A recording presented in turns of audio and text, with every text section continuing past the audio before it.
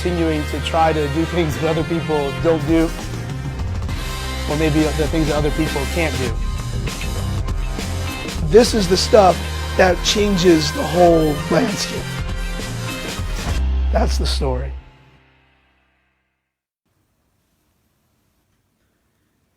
Hey, what's up, everybody? I'm a little giddy because something really cool happened today, and I'm going to shift gears from what I had planned to talk about this afternoon. What I had planned right now, I have 2 clients on my schedule, both with meniscal repairs, and as we know, a meniscal repair not quite as common as what we typically see from the debridement meniscectomies, but they're so different with the concomitant conditions that they each have and their goals. It's be really, really worthwhile to talk about and talk a little bit about why meniscal repairs really may be a lot more advantageous than maybe than they're used, at least from what I'm seeing. Something else I had planned to talk about, whether it would be this week or soon, a little update on Prim Saripapat. She's back from doing some Tennis Channel things out in LA, and we spent a lot of time this week both rehabbing the shoulder. Really left with a lot of stiff internal rotation. Really talk about return to play from tennis, which I think is very, very similar to some other things that we've seen in return to play with throwing athletes. But also talked a lot about her career and some of the things that we also see in golfers and pitchers, and trying to reconcile how do these like really, really tiny, scant individuals generate such incredible power in their rotary sports, but then they break down, and try to understand some of the things that maybe we don't always think about. So those are some topics that I had in mind for today, and we'll get to them as these things continue throughout the weeks. But one of the things I wanted to do is kind of tell a story and then get into a little program design, and as we've talked a lot about ever since we started doing these lives, to me, there's and we started it off, I think, on day 2 of T equals R3 when we filmed, was the linking of some of the things that we see that lead to changes in motor control, which leads to injury as a prime predictor. Now, defining changes in motor control is up for debate, but we really see these categories in terms of predicting injury, but also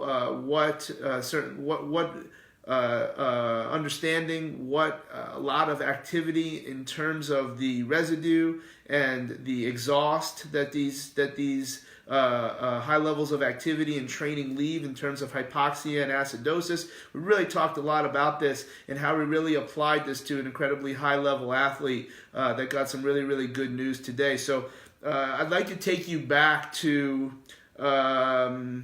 probably the first week of February in 2016. And one of my very, very best friends, Jimmy Ewan, took a picture. Well, actually, I don't remember. I think the server took the picture, and it's on his Instagram, so you can go back to February. But he posted it because I think most people know that they kind of know who I work with. And a lot of the people that I work, co-workers, they always talk about all the celebrities. Well, I pretty much worked with almost, if not every single one. I just don't always promote it, or I'll do it in cryptic ways. I think most people know who I'm talking about when I talk about that big giant dude. But one of the ones that I was actually very public about when he became public about his expectations to return to WWE was Daniel Bryan. And in February, we had dinner, and it was me, Jimmy, and now his wife, Daniel Bryan, and his wife, Brie Bella. So I was the fifth wheel with these two couples. We took a picture, and in that picture was actually the first time you saw him without the big beard and without the long hair, and I think it meant something. So every single time I would see him when I would be down in Scottsdale, would always be like, yeah, he's just waiting for the call. And it had been even a long time at that point in which he just wasn't getting cleared from his history of concussions and head injuries. I'm not going to get into the medical conditions that he was or perceived to be dealing with. but he was always just waiting for the call. Like, yeah, you're cleared. Yeah, you're good to go. So I remember when we parted ways that night. You do the old man hug, and I was like, yeah, man, you're gonna get that call, man. That call's coming. That call's coming. That was Saturday. That Monday, they went to Seattle to film Raw, and that was where he did his retirement speech. And I felt awful. Like, you know, I would always be trying to be positive, and how do you half be a friend and half be a fan, and that's always a somewhat of an awkward situation. But then so I guess that would have been, if that was February 8th, 2016, he did the retirement speech in Seattle, close to his home. And we're now 25 months later, and as the time went by, you know, he would be saying like that was just what he was doing, and he got back to being an on-air personality, and he just was never, you know, pretty much reconciled that he wasn't going to compete again in a World Wrestling Entertainment ring. One thing that happened during that time period, which an incredible highlight, we did a Perform Better one day. And he actually came to see me. Jimmy L sit in the front row. And that was really one of the cool things that I can remember in my career. We talked about some cool things last week of how people that I have affected and how they make me feel. But, yo, Daniel Bryan came to see me. And we did some cool stuff at the end, and I don't think everybody really understood what they were doing, but he took some pictures at the end, and always try to learn from him in terms of how to command the crowd. It's something he wasn't always good at. But as months go by, I was from what I surmised, there was probably outside of his family, probably only two people that knew that there was a potential for him to come back. And I think some time ago, so this would have been November when it became public. So it was probably late October that we're on a phone call, and he had told me that there's probably an 85% chance that he would be cleared for WrestleMania, which is 3 weeks from now. And now this was somebody who is, for those that don't know, pretty much maybe the most popular good guy in wrestling, and made World Wrestling Entertainment a ton of money. And really, so for them to not clear them, they really felt very, very strongly about his medical conditions related to closed head injuries. So at that point, I assumed some level of leadership of his fitness program to return to the ring. I knew what he did in the ring in terms of his acrobatics, his gymnastics, and his work rate in terms of what kind of capacity would be required, and Jimmy was going to handle some of anything that he needed orthopedically, neuromuscular, etc. And we found out today that publicly he got the call, and I think we kind of knew that this was going to happen, and my, you know, just whatever is the pill that I go to sleep on at night is just to be comfortable on not disclosing things, or, you know, not get. This was something that I was so excited, because this is somebody who, you know, you look at as a fan and a celebrity, and then you wind up becoming somewhat friends, and then all of a sudden to see that somebody gets what they want was really very, very special. And in 3 weeks' time, ever since the end of October, he's been using a training program. Now, what we talked about in terms of what we could accomplish from a training program, again, be very careful not to divulge much of what he's dealing with or what he wasn't being cleared for. But a lot of the tests that would be required outside of medical imaging was going to be neurocognitive.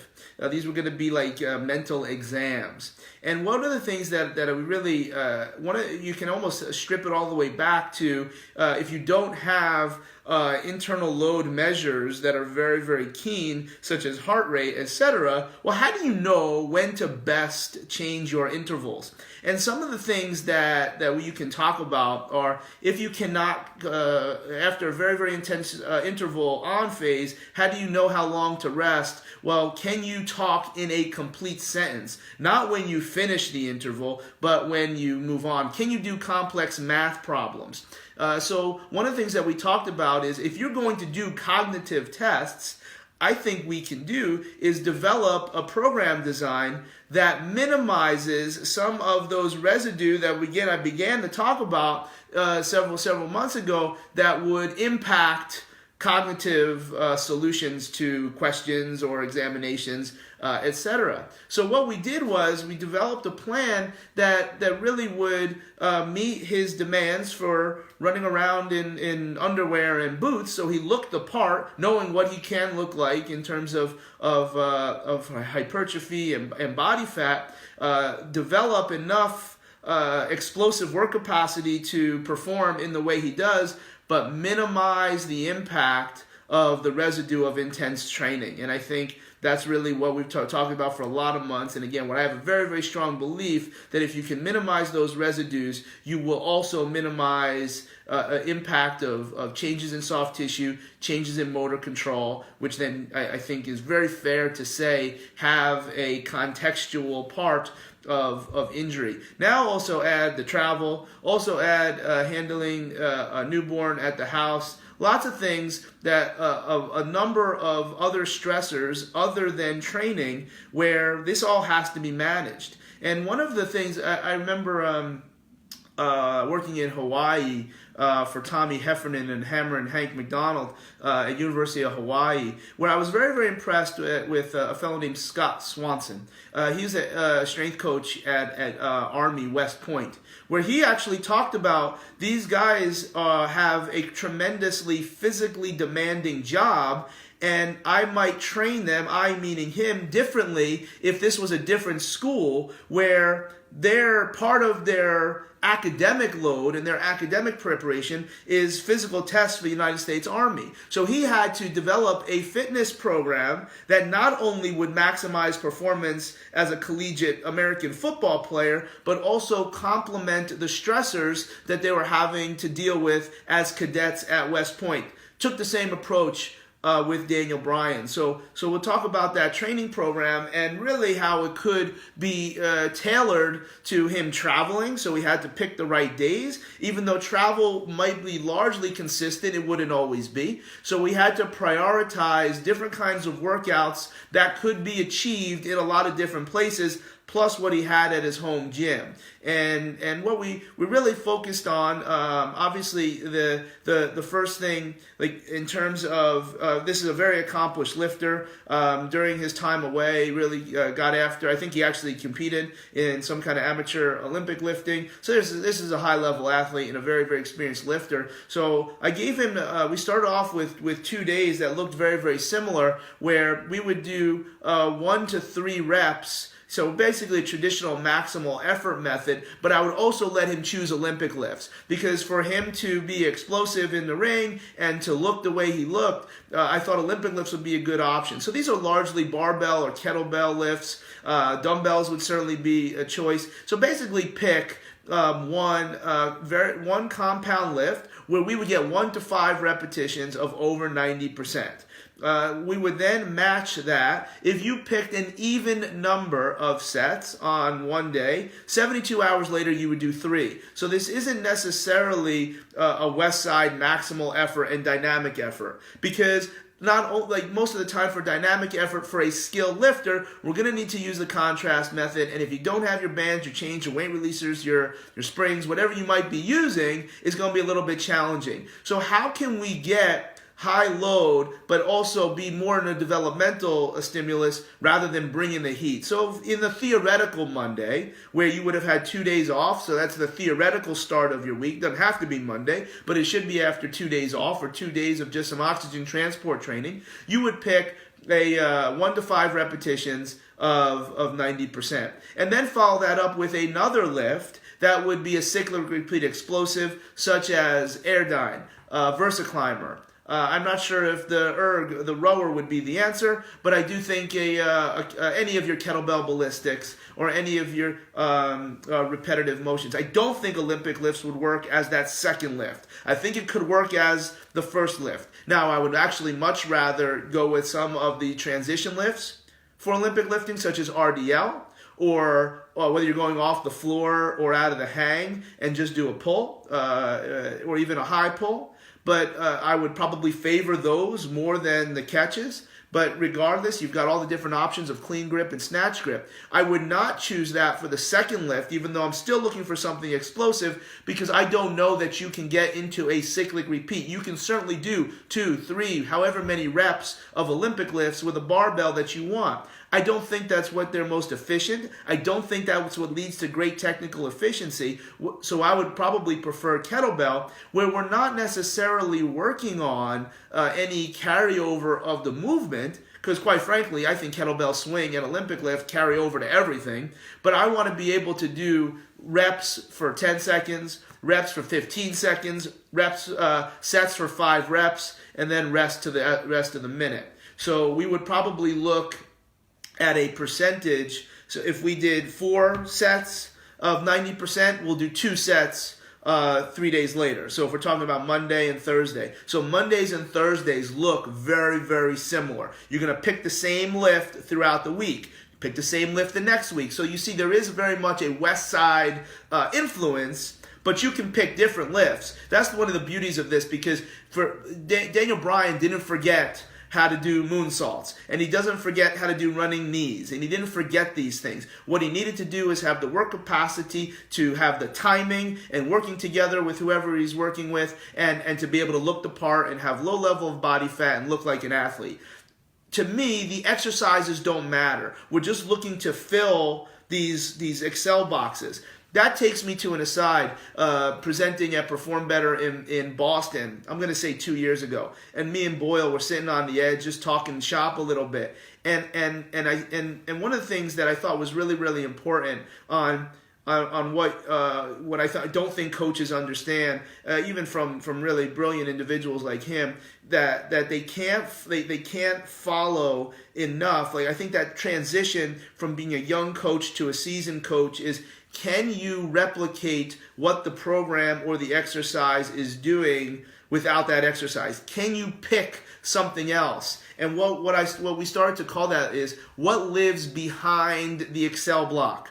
So if in the Excel block it reads hang clean, behind the Excel block it says, compound lift explosive power, where now it doesn't necessarily have to be the hang clean. There's a lot of other options that can fit that physiological quality. So that's how we were choosing exercises on day 1 and day 1.1. They should be 72 hours apart. So we're going to have 2 days in between. So that's where the meat and potatoes began, where we worked on compound lift, trying to develop a hormonal effect.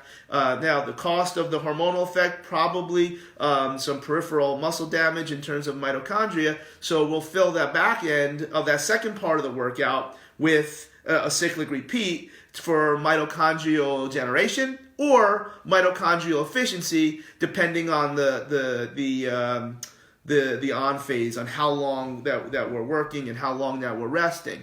Good news, however long it takes to take a single versus 5 reps is roughly the same time period, so you're not really working on different energy systems, but you're going to get 2 fundamentally different adaptations, which to me was very, very important. How can we get those things to help him look the way he's going to look, but last? Because we didn't know when that call was coming, but when it did, we now know that in 3 weeks' time, he's going to be on the biggest stage of them all. Okay, we went on to day 2. Day 2 would be your theoretical Tuesday.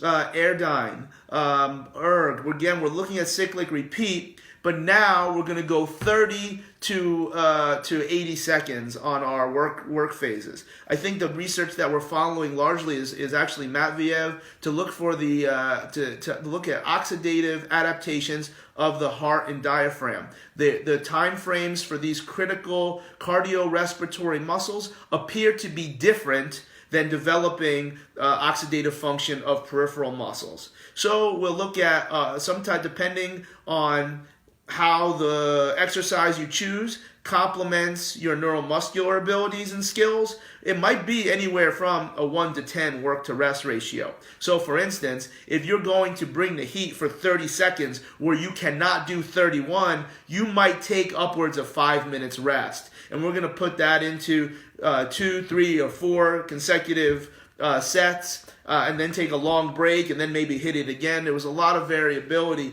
on how we set up those Tuesdays. Now we're working in a more of a lactic environment, but we're still going to rest. So part 2 of day 1 and 1.1 would be, maybe we'll say explosive aerobic, and then we'll say Tuesday would be lactic explosive and aerobic, because we're always going to have that long rest. And that could actually be significant of the type of athletic performance that he will be required to do when he's at his best. So now we have a Monday, a Tuesday, and a Thursday. Wednesday, which when I talk about this program is called Do Whatever You Want Wednesday, Do Whatever You Want Weekend. This could be an extra day to really do whatever you want. This can be a day where you can work on gymnastics. This can be a day that you just kind of, pick a lift and just get after it if it doesn't fit into your week thus far. It can be stuff that you can work on some mobility for individuals that are injured. It can be a rehab day where they still feel like they need to do some of this extra work for mobility or motor skills. It can be complete rest. It can be a day dedicated to some other recovery methods, because your day 1 and your day 2 are really, really intense days. So you have now high, higher, low, medium, and then we've got our Friday, which you'll pick 3 lifts for him. Again, I would choose compound lifts, different than what you picked for Monday and Thursday, and we go for some combination of 3 to 10 sets of 3 to 20 reps. Now, I gave him those options based on how he would feel, and also, bottom line, time under tension is going to get you hypertrophy. There's a ton of science and research at the muscular level, but I think if you boil things down and you're really giving someone a program that you can't tinker with and their schedule is really very demanding, I think if you give them more ranges, you're going to get some good things done. 3 sets of 3, probably not the best option, but it would be there for him if he needed to get in and out. And maybe that Friday would become less demanding than if we're doing some of the density work of 6 sets of 8.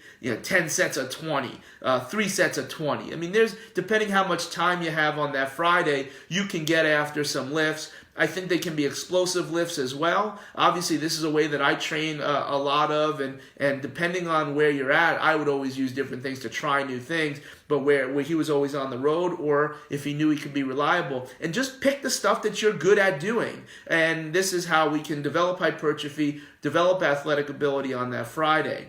But now we're always going to stay under 80% of whatever that max RM is. So 20 reps, you're going to stay 80% of your 20, not your best 20, not your PR at 20 reps. You're going to stay 80% for your triples. It's not 80% of your single and then do that for 3. It's 80%, 75%, and again, I didn't give him these numbers because it should really be a perception. I think you should, if you're an experienced lifter, you would probably be able to tell the difference between 70% and 80%. So now we've got a Monday, a Tuesday, a Wednesday, and a weekend where you can really do whatever.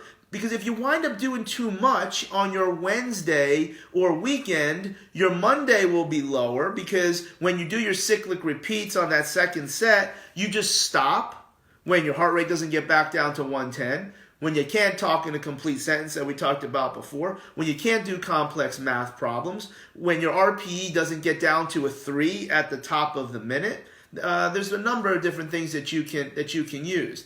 You might do only 1 set at 90% if you show up to the new work week, the new microcycle, and you're a little bit underwater because you did too much on your Wednesday, Saturday, Sunday, whatever those days might actually be, or your travel or your other external stressors are too demanding. So Monday, Tuesday, Wednesday, weekend. Your Thursday will also save you. If you do too much on a Wednesday, which is usually where I recommend an extra fat loss, some kind of intelligent high-intensity interval training, your Thursday will save you because it's always based off what you did Monday. And then Friday you can kind of pick and choose and get out of there in an effective fashion. So that's the training approach we used to make, under the assumption that I don't know that we needed a lot of carryover. He was still training and still being fit, but we really needed to look the part if and when that call came. And this approach not only gave us some rationale to pick this instead of something else, to be able to minimize the impacts that we think would affect a neurocognitive test, and would allow him, just like Westside, to train at predictable high levels of intensity every week without this need for deload. And if you did need to deload, you would just let life allow it to happen, which is, again, things that I think a lot of people have had a lot of success with.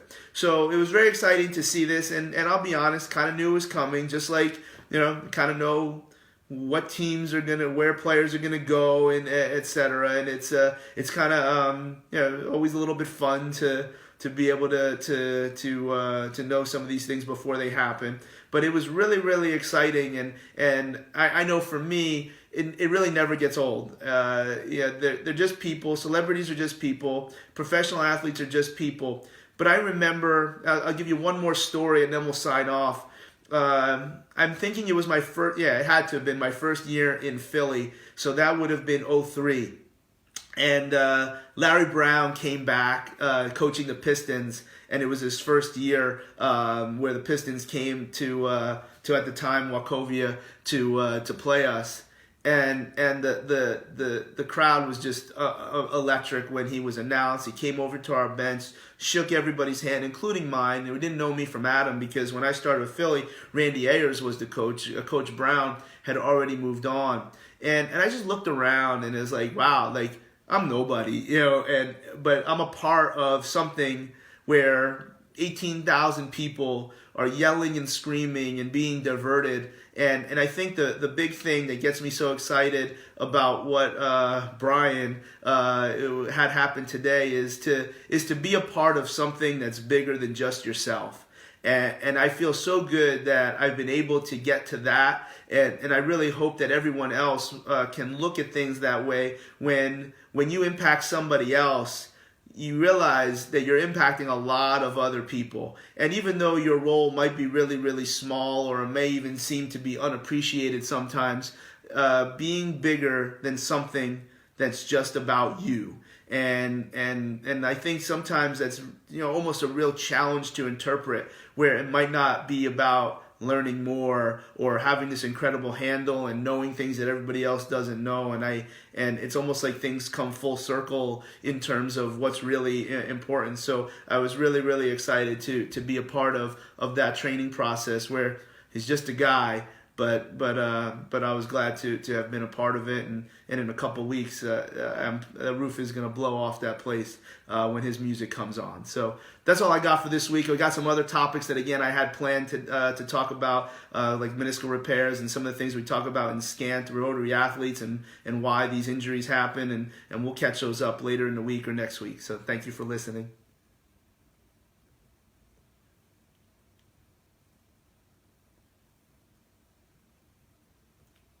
That's the story.